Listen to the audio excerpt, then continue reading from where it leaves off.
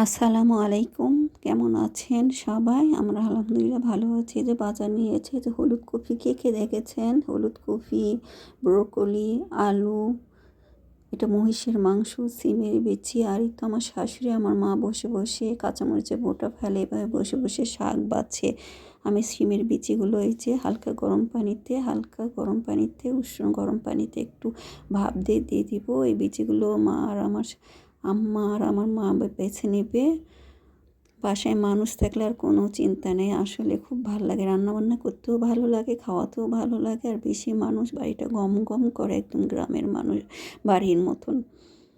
আর এই তো অনেক কাজে সহযোগিতা করে, যেমন কাঁচামরিচের বোটা ফেলা, এই তো শাক বাছা, সিমের বিচিগুলো দিয়ে দিব বাছা। কালকে মটরশুঁটি নিয়ে আসছিলাম, ওগুলো বেছে ফ্রিজে রেখে দিচ্ছি, ওগুলো বেছে দিচ্ছে। এবারে তো আর অন্য কোনো কাজ করান যায় না, বসে বসে এগুলো বাছতে দিলে মজা করে বসে বসে বাছার ভালো লাগে। আর কম রান্নার থেকে বেশি রান্না, আমার তো রান্না করতেই হয়। তারপর একটু বেশি রান্না করলে রান্নাটাও মজা হয়, ভালোও লাগে খেতে সবাই মিলে। আর কেমন হয়েছে, কী মজা, সবার কাছে শুনে ভালো লাগে। এটা আমি মহিষের মাংস উঠে দিছি, এটা মহিষের মাংস রান্না করব। আর আমি প্রেশার কুকারে দিনে একটু একটা ফার্মের মুরগি নিয়ে আসছি, এই ফার্ম মুরগিটা আমি টমেটো দিয়ে ভুনা করে নিব।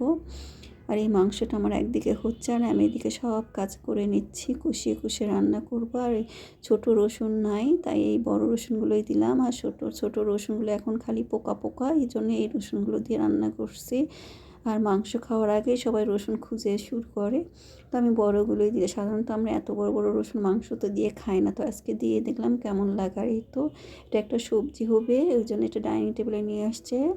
আর আমার বাসায় এখন অনেক মানুষ, আমার ছেলে মেয়ে আছে, আমার শাশুড়ি আছে, আমার মা আছে, সবাই মিলে আজকে কাজ করছি, খাওয়া দাওয়া করবে। তো আজকে একটু রান্না দেরিতে শুরু করে দিয়েছি, এই জন্য সব কিছুই দেরিতে। আর এই সবজিগুলো কেটে নিবে আমার মেয়েটা। আর এই তো আমি এটা হচ্ছে ডিমের কোরমা করবো, ওই জন্য ওগুলো ব্লেন্ডার করে নিব। আর এদিকে মাংসটা কষানো হয়ে গেছে, আর আমি ডিম আলু চপ করবো দেখে আলু সেদ্ধ এগুলো রাইস কুকারে দিয়ে দিছে। আর আমার এক চুলাতেই রান্না করতে হচ্ছে, কারণ আর এক চুলাটা আমি ঠিক করতে পারিনি, আর মিস্ত্রির খোঁজ পাচ্ছি না, কাকে ডাকবো কী সমাচার, একটা পর একটা শুধু নষ্ট হতেই থাকে। আর এই তো সিমের বিচিগুলো বেছে দিছে আমার মা আর শাশুড়ি বসে বসে বাচ্চা শেষ। আর এই তো এটার রান্নাটাও শেষ হয়ে গেছে, এক চুলা তো এটা রান্না শেষ হলো, আরেকটা রান্না বসিয়ে দিব।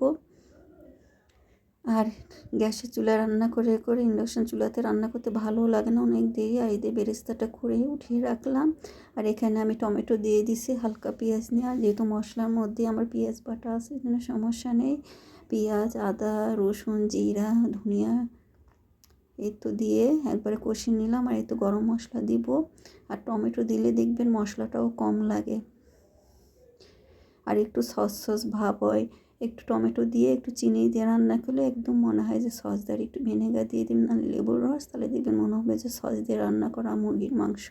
আর ফার্মের মুরগিটা একটু ভ্যারাইটি করে রান্না করলে খেতেও মজা লাগে, অন্যরকম লাগে। এই তো আমি এটা কষিয়ে কষিয়ে রান্না করবো। আর ফার্মের মুরগির এমনি পানি বেশি বের হয়, আর টমেটোরও পানি আছে, এই জন্য হালকা পানি দিয়ে কষিয়ে নেবো। আর এই পানি আর একটু পানি দিয়ে এই পানিতেই মুরগিটা শুধু সেদ্ধ হওয়ার জন্য দিয়ে দেবো। আর টমেটো দেওয়াতে মাংসটা গলবেও না, সুন্দর শক্ত থাকে, আস্তে আস্তে থাকে। আর এই তো আমার রান্নাটা হয়ে যাচ্ছে, কষিয়ে কষিয়ে একটু ধীরে ধীরে তাপে, যেহেতু টমেটো দিছি টমেটোটা গলে ফেলবো। আর একটু বেরেস্তা দিয়ে দিলাম, রান্নাটা হয়ে গেল।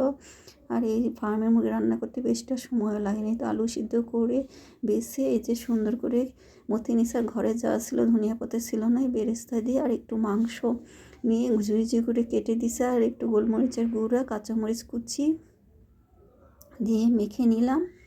আর এই তো সবজির কাটাকুটা শেষ, এটা আমার মেয়ে ডাইনিংয়ে বসে বসে কেটে নিচ্ছে। আর একটু চালটা আমি ভেজে নিচ্ছি, আসলে অনেক বেলা হয়ে গেছে শুক্রবার দিন। আর মটরশুঁটিগুলো কালকে নিয়ে আসছিলাম, আমার মা আরও দুজন বেছে দিছে। আর বাসা জিনিসটা ওরাই করে, যেন আমার খুব আরাম হয়ে গেছে। আর না থাকলে খুব কষ্ট হবে, আর মানুষ থাকলে মনে হয় যে বাসায় কেউ আছে, একা একা আসলে বাসা বাড়িতে ভালোও লাগে না। যতই বলি মানুষ থাকলে ঝামেলা কষ্ট আসে, তার থেকে আনন্দটাই বেশি, আর ভালো লাগাটাই কাজ করে। আর আমাদের বাড়িটাতে মানুষ না থাকলে একদম ধুধু করে, আর সবাই মিলে থাকলে খেতেও ভালো লাগে, করতেও ভালো লাগে, আর জিনিসপত্র তাড়াতাড়ি শেষ হয়ে যায়। ডিমের কোরমাটা আমার শেষ হয়ে গেছে, ডিম। আর এদিকে আমি আলুটাও মধ্যে সুন্দর করে গোল করে নিছি, ডিমটা ফেটে নিছি। এই তো ভাজাভাজি শুরু করে দিছি। আর এই তো শুক্রবার নামাজও পড়ে আসবে সবাই। তো আর এগুলো গরম গরম না খেলে ভালোও লাগে না। এই রান্নাবান্না আমার শেষ হয়ে যাচ্ছে। এই তো ডিমের চপ করা শেষ, পোলাও করা শেষ, মহিষের মাংসটাও সিদ্ধ হয়ে গেছে, সবজিটাও হয়ে গেছে। আর মুরগির মাংস টমেটো দিয়ে একটু কষা করে ফেলছি, দেখেন রঙটা কত সুন্দর হয়েছে।